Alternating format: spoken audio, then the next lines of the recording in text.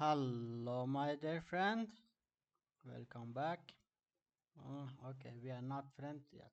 No worry, not to worry. We have times, and I will point out that my English is not good, and I will try my best. If you have difficulty to understand or any questions, you can ask me by commenting or contact via the link that is in the description of this video.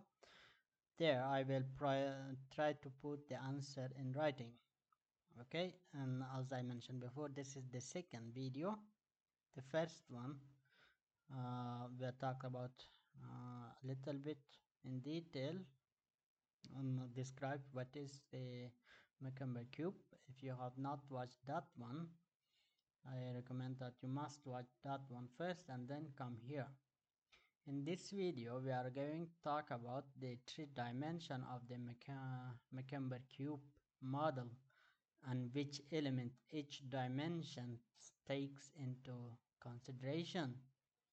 The first dimension is it's called foundational foundational principles for protecting of information.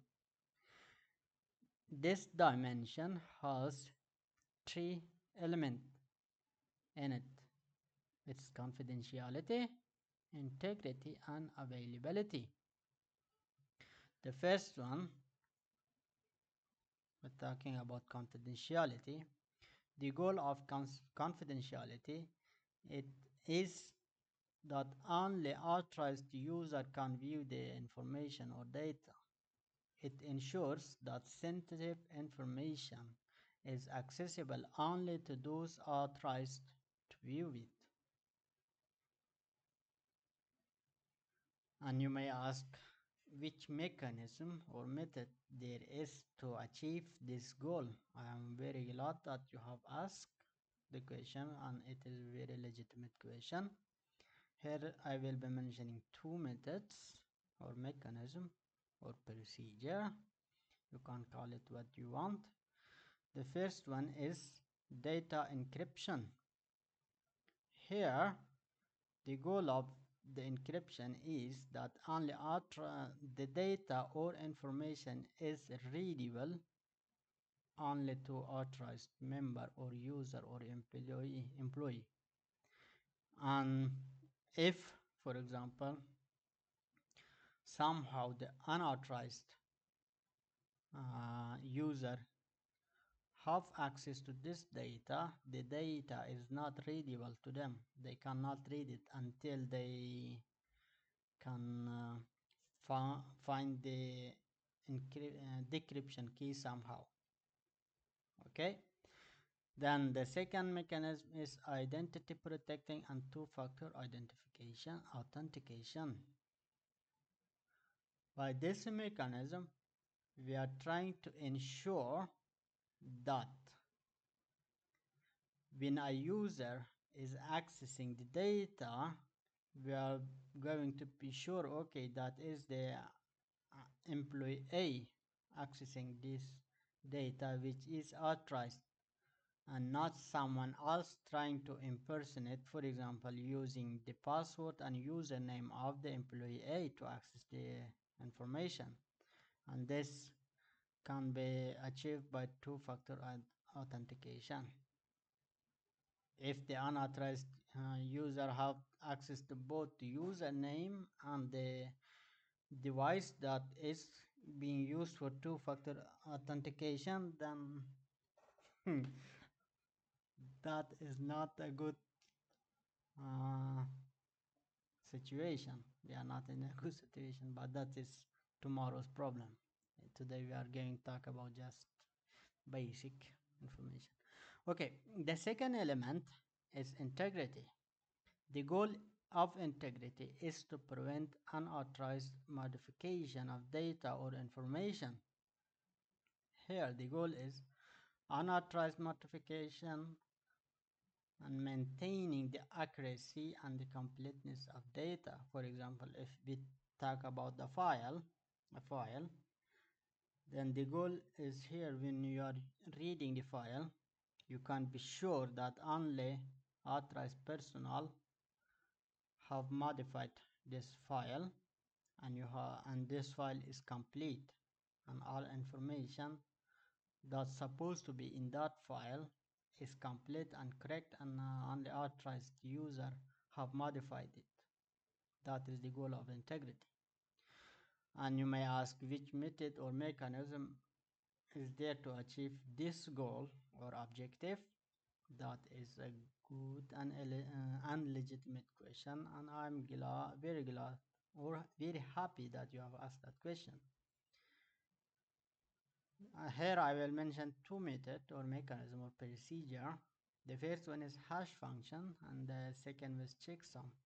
Okay, we are not going into detail what are those and how they are how they work. Okay, the third element of the first dimension is availability. Here the goal of availability is the resource and information is available for authorized user when they need it, ensuring that information and resource is available for authorized user when needed. And you may ask, which method or mechanism is there to achieve this objective? Again, I am very happy that you have asked that question, and it is a legitimate one. Here I will mention some procedure to achieve this objective. The first one is the maintenance of your equipment. The second one is performing hardware repairs. If some device is not functioning, then you must fix it. And the third one is keep your operating system and other software that you are using up to date.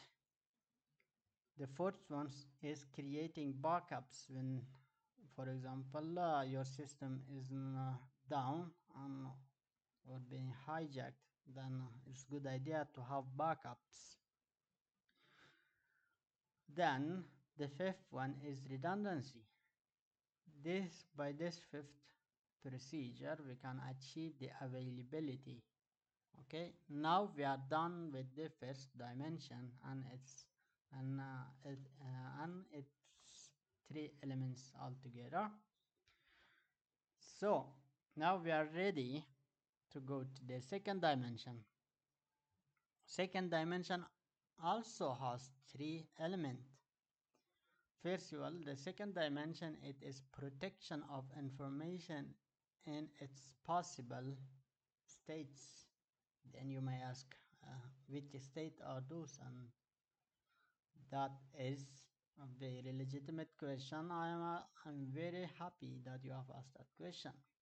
The first state is processing or data in process. That is the first element of the second dimension. Here, the goal is, or the objective is, protecting data while it is being used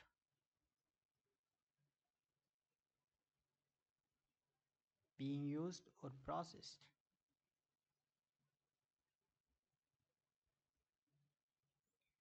Okay, the second element of the second dimension is storage or data at rest. Here the objective is securing data at rest, whether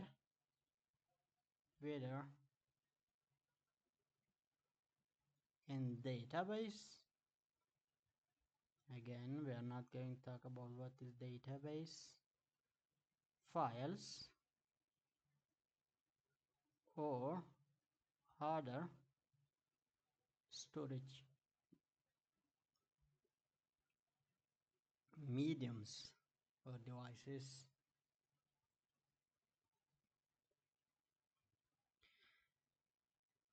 And the third state of the data, or the third element of the second dimension, is transmission or data in transit. Here the objective is safeguarding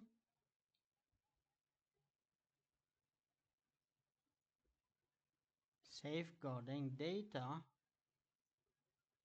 while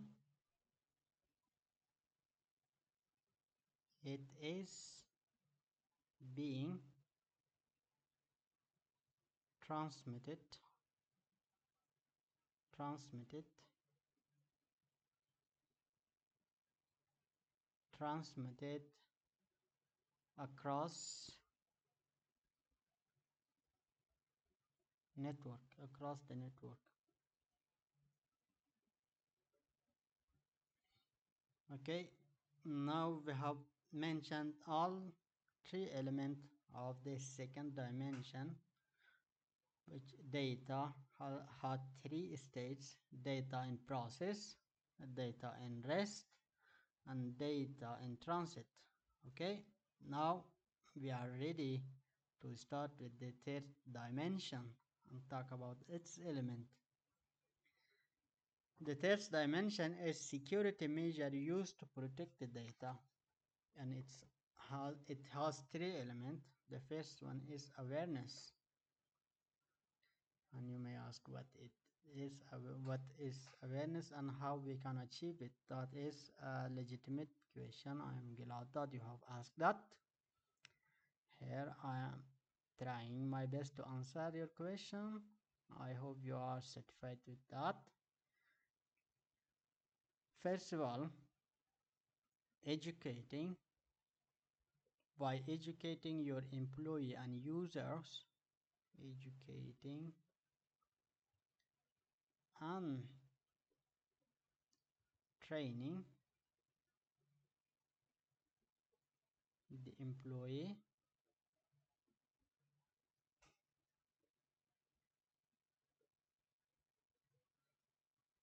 users and stakeholders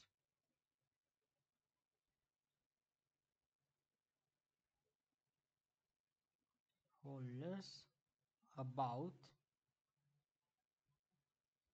your security policies, security policies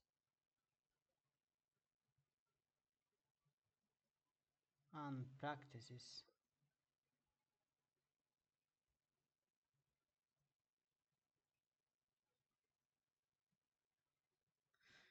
If, for example, an organization have the best security procedure or mechanism, and the employee that are working there or use the resources, if they are not aware of it, or they are not following the policies, then that security policies is worthless. Okay, it's like there is no policy at all. By educating and training your employee or stakeholders, user, about your security policies and practices, uh, you then your security policies can be a little bit effective. Okay, the second element in the third dimension is technology. This here, it is the software and hardware solution. Software and hardware based solution,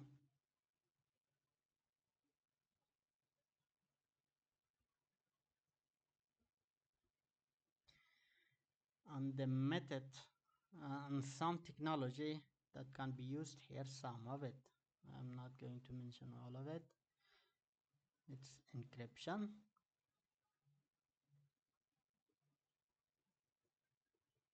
it can be firewall. We are not going to talk about what is firewall here, because in the coming video we are going to talk about it. And intrusion detecting system. intrusion detecting system. We are not going to talk about what it is here. We will come to it later in the coming video. Okay, then the third element of the third dimension is policies and procedure. Here the focus is administrative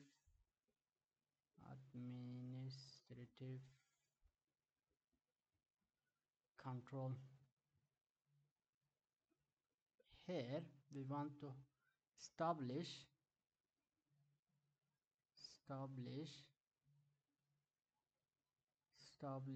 and enforcing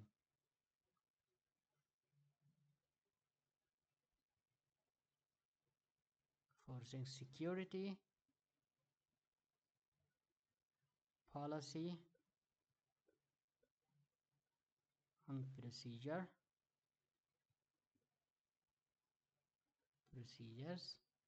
to ensure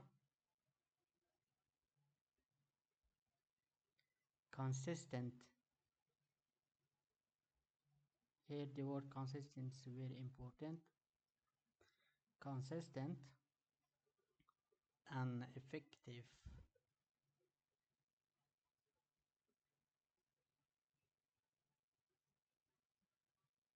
protection.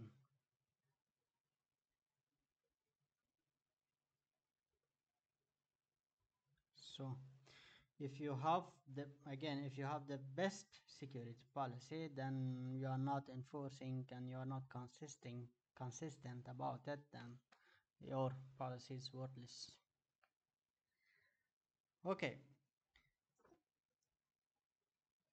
in the, here I think that is enough about the we have learned here the three dimension of the McCumber cube model and elements that each dimension has.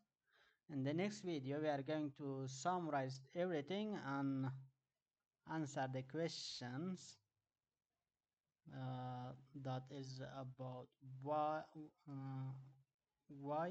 is the McCumber cube is important. I hope you have gained some knowledge at least, and you have any question up until now, you can either ask me by commenting or contact me via the contact link that is in the description of this video. Otherwise, see you in the next video. Bye.